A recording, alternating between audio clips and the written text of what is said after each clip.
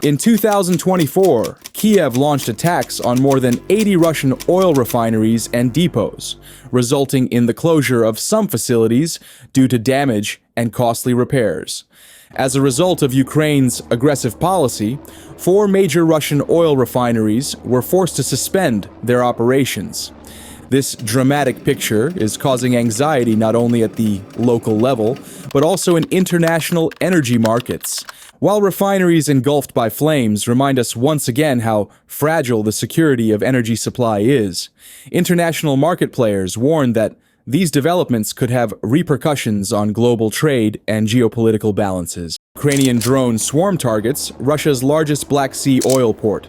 On the night of 26 February, the GUR Ukrainian Defense Intelligence, together with other units of the Ukrainian Defense Forces, attacked an oil refinery and port in the city of Tuapse, in Russia's Krasnodar Krai.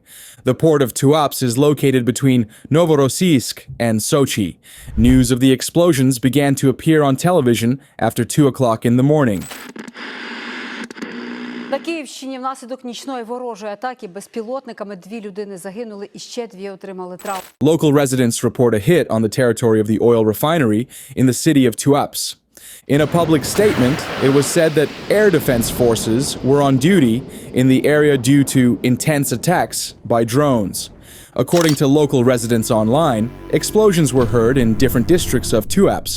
In the region where more than 40 explosions were heard, it was reported that the explosions were very loud, especially near the beach. On the other hand, as a result of Ukraine's aggressive policy, 4 major Russian oil refineries were forced to suspend their operations.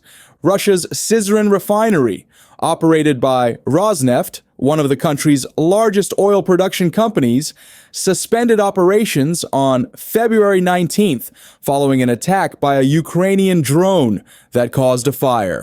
The refinery, located in the city of Samara, was subject to several Ukrainian attacks during 2024 and is located about 700 kilometers from the Russian-Ukrainian border. Andriy Kovalenko, head of the Ukrainian Anti-Disinformation Center, said the refinery has a capacity to process 8.9 million tons of oil per year, making it one of the medium-sized refineries in the Russian Federation producing fuel, aviation kerosene, and bitumen. A refinery in Volgograd in southwestern Russia, operated by the Russian oil company Lukoil, was forced to suspend operations after a Ukrainian drone strike on February 3rd. A gas processing plant in Astrakhan, operated by the Russian energy company Gazprom, also closed its doors after a Ukrainian drone strike. In late January, Russia's Ryazan oil refinery also shut down after being subjected to Ukrainian drone strikes. 2 unnamed industry officials said at the time that the oil depot caught fire, resulting in equipment damage.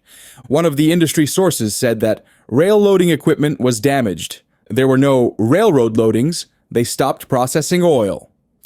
Another person said that the oil refinery stopped its operations because it could not ship oil. The Ryazan refinery processed 5% of Russia's total refining capacity in 2024, producing 2.2 million tons of gasoline, 3.4 million tons of diesel, 4.3 million tons of fuel oil, and 1 million tons of jet fuel. As can be seen, the relentless pace of the Ukrainian offensive is complicating repair work.